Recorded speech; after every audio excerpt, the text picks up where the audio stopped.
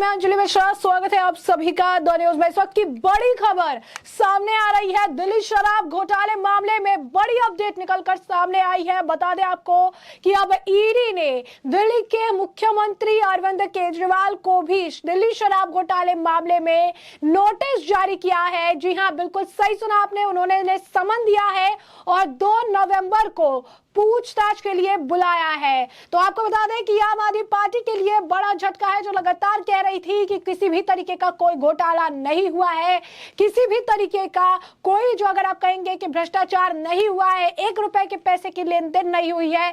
लेकिन कल मनीष सिसोदिया को सुप्रीम कोर्ट से करारा तमाचा लगा था। 338 करोड़ रुपए के हिसाब किताब की बात जो है की जा रही थी कि 338 करोड़ रुपए कहां गए, इसका सवाल जो है मांगा, जो सवाल का जवाब मांगा जा रहा था। और आज ईडी ने अब जो है अरविंद केजरीवाल को नोटिस जारी करके आपको बता दें कि 2 नवंबर को पूछताछ के लिए बुलाया है। बता दें कि ये पहली बार नहीं है जब अरविंद केजरीवाल को इस मामले में ईडी द्वारा नोटिस जारी किया गया है। इससे पहले अप्रैल के महीने में भी 9 घंटे की लंबी पूछताछ जो अरविंद केजरीवाल से हुई थी। 56 सवाल जो है अरविंद केजरीवाल पर दागे गए थे और एक बार फिर अब इस मामले में ईडी ने उन्हें समन जारी किया है और 2 नवंबर को पूछताछ के लिए बुलाया है। तो आपको बता दें कि ईडी की जांच का दायरा मुख्यमंत्री अरविंद केजरीवाल तक आ पहुंचा है। ईडी ने इस केस में आम आदमी पार्टी के राष्ट्रीय संयोजक और दिल्ली के मुख्यमंत्री अरविंद केजरीवाल को भी पूछताछ के लिए अब नोटिस भेज दिया है। ईडी ने केजरीवाल को 2 नवंबर को पेश होने के लिए कहा है और इससे पहले इसी केस में सीबीआई ने अप्रैल में केजरीवाल से करीब 9.5 घंटे तक की पूछताछ की थी। बता दें कि दिल्ली के पूर्व उप मुख्यमंत्री मनीष सिसोदिया और आम आदमी पार्टी के राज्यसभा सांसद संजय सिंह जो है शराब नीति घोटाले मामले में ही जेल में बंद है। सुप्रीम कोर्ट ने सोमवार यानी कल ही जो है सिसोदिया की जमानत याचिका को खारिज कर दिया था। कोर्ट ने 8 महीने के अंदर मामले की जांच पूरी करने का आदेश दिया था। वहीं आप सरकार के पूर्व स्वास्थ्य मंत्री सत्येंद्र जैन भी मनी लॉन्ड्रिंग मामले में जेल में ही बंद है। आपको बता दें कि बीजेपी ने इसे दिल्ली वासियों के लिए दशहरा का दिवस बताया, क्योंकि लगातार इस पर जो है रिएक्शंस देखने के लिए मिल रही हैं और लगातार प्रतिक्रियाओं का दौर जो है देखने के लिए मिल रहा है, क्योंकि ये अपने आप में बहुत, अगर आप कहेंगे, एक बड़ा झटका है दिल्ली के मुख्यमंत्री आपके संयोजक अरविंद केजरीवाल के लिए कि जिस घोटाले को लेकर हमेशा उन्होंने कहा कि कोई भ्रष्टाचार नहीं, कोई घोटाला नहीं, कोई 1 रुपए की लेन देन नहीं, अब उसमें ही अरविंद केजरीवाल का नाम भी निकलकर सामने आ रहा है। उन्हें भी अब इस मामले में पूछताछ के लिए बुलाया जा रहा है। बीजेपी क्या कह रही है, तो आपको बता दें कि बीजेपी ने इसे दिल्ली वासियों के जीवन का दशहरा दिवस बताया है। अरविंद केजरीवाल को मिले समन पर दिल्ली बीजेपी अध्यक्ष वीरेंद्र सचदेवा ने बयान जारी कर कहा कि आज दिल्ली वासियों के जीवन में दशहरा दिवस है, जब सच्चाई की जीत हुई है और जल्द ही दिल्ली को अरविंद केजरीवाल के भ्रष्ट शासन से मुक्ति मिलेगी।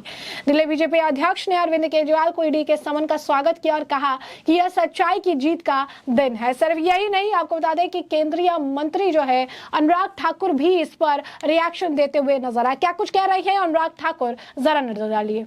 जो ईमानदारी के सर्टिफिकेट देते थे, उनका कैसे एक के बाद दूसरा मंत्री जेल गया और जेल के बाद बेल भी नहीं हुई, और साल भर से ये कभी सत्येंद्र जैन जी को, कभी मनीष सिसोदिया जी को, कभी संजय सिंह जी को, इन सबको ईमानदारी के सर्टिफिकेट माननीय मुख्यमंत्री अरविंद केजरीवाल जी बांट रहे थे।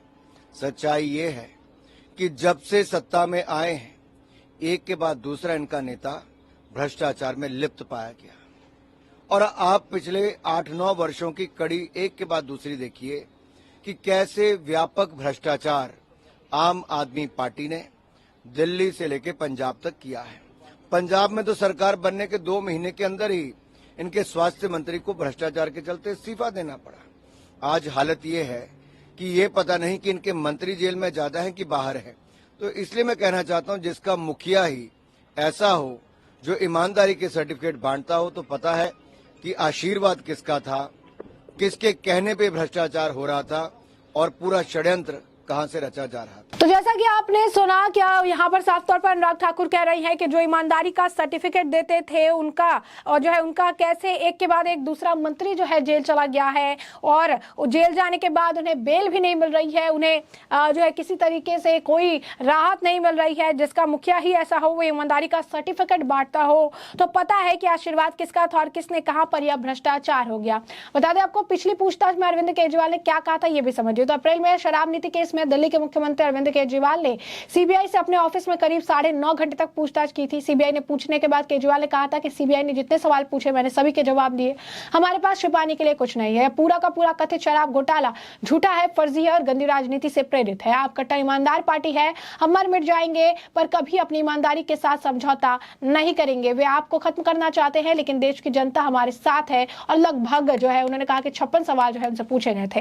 तो ऐसे में आपको बता दें कि जिस तरीके से लगातार उस वक्त भी बयान में दे रहे थे, अभी भी इनकी पार्टी कह रही है कट्टर ईमानदार है। इस पर प्रतिक्रिया जो है देखने के लिए मिली है। प्रहलाद पटेल का भी इस पर रिएक्शन आया है। क्या कह रही है प्रहलाद पटेल, जरा सुनिए। राजनीति में कुछ चीजों में बेहद सुधार की जरूरत है। हम जो कहते हैं और उस पर आचरण ठीक उसके विपरीत हो तो ये भ्रम एक तो ज्यादा दिन चलता नहीं है, ये जनता के बीच चीजें सामने आती हैं। लेकिन दूसरी जो बात है, जो अपने आप को कट्टर ईमानदार कहने का दावा करते थे, उनके मंत्री कुछ तो सालों से जेल में है। जो जेल में गया वो बाहर नहीं निकला। और इसलिए मुझे ये जो मॉडल है कि हम अपने मंत्रियों से काम करवाएं और अपना काम चला लें और बचे रहें, मिस्टर क्लीन बनने की कोशिश करते रहें, ये अब देश ने देख लिया, ये बेनकाब हो गए हैं।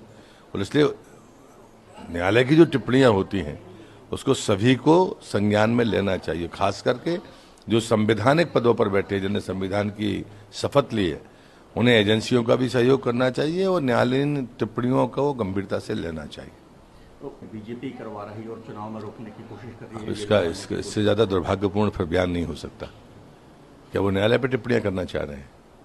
एजेंसियों से आप इस सीमा तक जाएंगे तो आप पार्टी का फिर अधिकृत बयान उनको जारी करना चाहिए। तो मुझे लगता है ये भी इतनी गैर जिम्मेदार टिप्पणियां हैं कि हमारा किसी पर भरोसा नहीं है। तो क्या देश ऐसे ही चल रहा है? तो मुझे लगता है ये और भी ज्यादा अपमानजनक और खतरनाक संकेत है। तो जैसा कि आपने सुना कि प्रहलाद पटेल कहते हुए नजर आए कि अपने आप को कट्टर ईमानदार ये लोग कहते थे, लेकिन अब कट्टर ईमानदार का ये दावा करते थे और आज जिनकी असलियत है ये जनता के सामने आ चुकी है।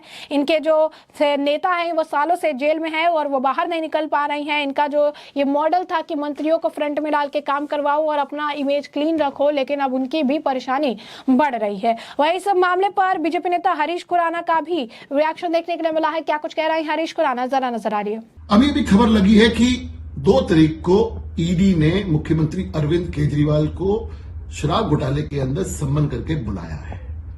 मुख्यमंत्री जी, आप जो मर्जी कहें, ईडी के बहुत सारे सवालों के आप जवाब आपको देने पड़ेंगे। और ये सवाल और भी महत्वपूर्ण हो जाते हैं जब आज सुप्रीम कोर्ट ने दिन में जब मनीष सिसोदिया के को बेल रिजेक्ट करते हुए टिप्पणी की 338 करोड़ रुपए के बारे में, उसका सवाल का जवाब तो आपको देना होगा। क्योंकि इस सब शराब घोटाले के मास्टरमाइंड और किंग पिन तो अरविंद केजरीवाल जी आप ही हैं। और हम तो शुरू से कहते आ रहे हैं कि वो दिन दूर नहीं कि जब आप जेल की सलाखों के पीछे होंगे। 2 तारीख को क्या होगा हमें नहीं मालूम, लेकिन बहुत सारे सवालों के आपको जवाब देने हैं। सवालों के जवाब से आप घबराइएगा नहीं, सवालों के जवाब है आपको देने हैं। तो जैसा कि आपने सुना कि हरीश खुराना लगातार इस मामले को लेकर कह रही हैं कि ईडी ने केजरीवाल को समन दिया है और सिसोदिया को कल सुप्रीम कोर्ट से झटका जो है लगा है, उनकी जमानत रद्द कर दी गई है। तो उन्होंने कहा कि 2 तारीख को क्या होगा पता नहीं, लेकिन बहुत सारे सवालों के शायद जवाब जो है मिल जाएंगे, सच्चाई जो है सामने आ जाएगी। वहीं आपको बता दें कि इस मामले पर प्रतिक्रिया जो है बांसुरी स्वराज द्वारा भी दी गई है। बांसुरी स्वराज ने भी इस पर तीखी प्रतिक्रिया देते हुए अरविंद केजरीवाल और उनके सरकार पर जमकर निशाना साधा। क्या कुछ कह रही है बांसुरी स्वराज, जरा सुनिए। जी, मैं कहूंगी कि उनको समन जाना बहुत स्वाभाविक बात थी। आज जैसा आप जानती हैं कि मनीष सिसोदिया जी की बेल खारिज हुई है। Honourable supreme court of India ने ये कहा है कि 338 करोड़ रुपए का घोटाला, ये मनी ट्रेल इस्टेब्लिश होती है। तो इसके बाद तो स्वाभाविक सी बात है कि उसके बाद ये समन अरविंद केजरीवाल जी तक पहुंचना ही था, क्योंकि इस पूरे आम आदमी पार्टी के और इस घोटाले के सरगना वही हैं। आम आदमी पार्टी के मुखिया वही हैं। आपको याद होगा कि सुप्रीम कोर्ट में जब इस बेल अर्जी पे बहस हो रही थी, तब सुप्रीम कोर्ट ने एक सवाल भी पूछा था कि जब भ्रष्टाचार का पूरा पैसा, किकबैक्स और ब्राइब्स आम आदमी पार्टी के लीडर्स के लिए, आम आदमी पार्टी की गतिविधियों के लिए और आम आदमी पार्टी के इलेक्शन के लिए उसका दुरुपयोग हुआ है, तो आप आम आदमी पार्टी को क्यों नहीं अभियुक्त बना रहे हैं। मुझे लगता है उसी के तहत तफ्तीश चल रही है और आम आदमी पार्टी के मुखिया तो अरविंद केजरीवाल ही हैं, तो ये स्वाभाविक सी बात है कि उनको समन्स आएंगे, क्योंकि जरूर उनके डेप्यूटी सीएम ने बिना उनकी हिदायत के तो कुछ नहीं करा होगा। देखिए, मैं ये कहूंगी कि फाइल पे नाम ना होना ये उनको अब्सॉल्व नहीं करता। ये तो कहीं ना कहीं ये दिखाता है कि उन्होंने अपना नाम कहीं पर भी किसी भी फाइल पे ना डालने की एक भूमिका निभाई। लेकिन हाँ, ये बात तो सच है कि आम आदमी पार्टी के मुखिया भी वो हैं, अरविंद केजरीवाल जी मुख्यमंत्री भी हैं, तो उनके उप मुख्यमंत्री अगर कुछ कर रहे हैं तो शायद बिना उनकी रजामंदी या उनकी सहमति के मुझे नहीं लगता कि उन्होंने कोई भी कदम उठाया होगा। लेकिन हाँ, इतने गंभीर आरोप हैं कि भाजपा कहती है कि दिल्ली वासियों के साथ जो ये धोखाधड़ी हुई है, ये वो सरकार है जो एंटी करप्शन प्लैंक पे आई थी, लेकिन आज के दिन सर से लेकर पांव तक भ्रष्टाचार में डूबी हुई है। इसलिए भाजपा इस तफ्तीश का स्वागत करती है और चाहती है कि दिल्ली वालों के साथ जो धोखाधड़ी हुई है उसकी अच्छे से तफ्तीश करी जाए और दिल्ली वासियों को न्याय मिले।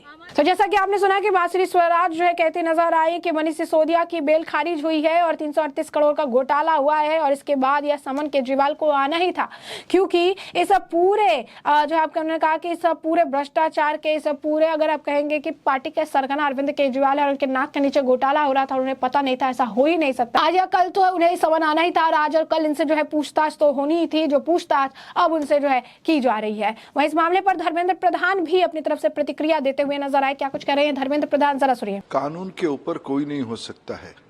जो पार्टी एक मास मूवमेंट से निकला है इसे दावा करते थे, भ्रष्टाचार के खिलाफ एक आंदोलन से निकलने का दावा करते थे, उनकी असलियत अभी लोगों के सामने आ चुकी है। उनकी कई दर्जन नेता जेल के अंदर है। मनी लॉन्ड्रिंग, प्रमाण के साथ भ्रष्टाचार की तथ्य, ये सब उजागर हो चुका है। कई प्रकार की आरोपों में ये लोग घिरे हुए हैं, इनको बेल तक भी नहीं मिल रहा है। स्वाभाविक उस पार्टी की नेता जो एक प्रशासनिक इकाई के प्रमुख है, उन्हीं की सरकार की शराब नीति के बारे में ये प्रश्न है, तो मुख्यमंत्री करके तो उनको उत्तर देना ही पड़ेगा ना। सरकार की प्रमुख के नाते उनको उत्तर देना पड़ेगा। कोई जवाबदेही के ऊपर कोई नहीं है। इस देश की कानून व्यवस्था में सब समान है। कुछ लोग, कुछ खानदान खुद को प्रिविलेज मानते हैं, ये अलग बात है। ये कोई भी व्यक्ति कानून के खिलाफ करेगा तो उनको उत्तर देना पड़ेगा। इसके पहले सर सीबीआई ने उनको पूछताछ के लिए बुलाया। देखिए, विषय एजेंसियों के काम अपने वो करते रहेंगे, लेकिन मूल प्रसंग है उनके ऊपर लगने वाले आरोप और उनकी उससे जुड़ी हुई प्रमाण, यही चिंता की विषय है। तो जैसा कि आपने धर्मेंद्र प्रधान को सुना, वहीं आपको बता दें कि बीजेपी नेता शहजाद पूनावाला का भी इसमें प्रतिक्रिया आई है। उन्होंने कहा कि शराब घोटाला केजरीवाल का घोटाला है और केजरीवाल द्वारा केजरीवाल के लिए है और इसीलिए केजरीवाल को जो है अब ईडी ने पूछताछ के लिए बुलाया भी है। तो अब देखिएगा, लगातार जो है रिएक्शंस देखने के लिए मिल रही है। यही नहीं, बीजेपी दिल्ली ने भी इस मामले को लेकर प्रतिक्रिया जाहिर करते हुए लिखा कि बीजेपी के द्वारा जो है लिखा गया है, ऑफिशियली उन्होंने पोस्ट किया है कि बहुत हुआ घोटाले का खेल, अब भ्रष्टाचारी केजरीवाल भी जाएगा जेल। कट्टर भ्रष्ट मनीष सिसोदिया को सुप्रीम कोर्ट से जमानत याचिका खारिज होने के बाद अब शराब घोटाले के सरगना केजरीवाल को ईडी ने पूछताछ के लिए जो है समन जारी किया है। उम्मीद ही नहीं, हमें भरोसा है कि गली गली शराब के ठेके खोलने वाला, दिल्ली को शराब नगरी बनाने वाला, शराब की दलाली खाने वाला भी अब जल्द ही अपने अंजाम तक पहुंचने वाला है। तो जैसा कि आप देख रहे हैं, लगातार इस मामले पर प्रतिक्रिया आ रही है और ये अपने आप में बहुत ही बड़ी आपको बता दें कि खबर है। ये बहुत बड़ी खबर है कि किस तरीके से अब अरविंद केजरीवाल जो लगातार अपनी पार्टी के द्वारा ये कहला रहे थे, खुद कह रहे थे कि कोई भ्रष्टाचार नहीं हुआ है, गंदी राजनीति की वजह से इस मामले में हमें फंसाया जा रहा है। अब उसी अरविंद केजरीवाल को ईडी ने अब सवाल जवाब करने के लिए 2 नवंबर को बुलाया है, पूछताछ करने के लिए 2 नवंबर को बुलाया है, जहां पर उनसे दिल्ली शराब घोटाले मामले को लेकर पूछताछ होगी। और ये पहली बार नहीं है, इससे पहले भी अप्रैल में 9.5 घंटे की लंबी पूछताछ जिसमें 56 सवाल अरविंद केजरीवाल से पूछे गए थे और एक बार फिर अब उन्हें जो है सवालों का जवाब देना पड़ेगा। तो ऐसे में हमने आपको जो पूरा मामला है ये बड़ा विस्तार से बताया है कि पूरा मामला क्या है और ऐसे में अब इस मामले पर आपकी भी जो राय हो हमें कमेंट सेक्शन में कमेंट करके जरूर साझा करिएगा। धन्यवाद।